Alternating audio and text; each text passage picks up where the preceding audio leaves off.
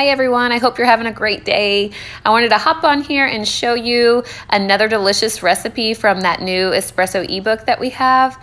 I'm sure that you've heard of an Arnold Palmer before, but this is what we like to call a one-up Arnie, where we're going to use Life Boost instead of tea. So you're gonna wanna get your glass, you're gonna fill that up with your favorite Life Boost coffee ice cubes, or regular if you'd like. Then you'll need 8 ounces of your favorite lemon soda, or you could do like I did, and I opted for a lemon flavored sparkling water. If you use the lemon flavored soda, you don't need to do this next step because you'll have enough sweetness, but I am going to go ahead and add in a little bit of liquid stevia to my drink so that it's not too bitter. And then you're also going to want to have 1.5 shots of Life Boost Espresso, chilled and prepared, ready to top your drink with.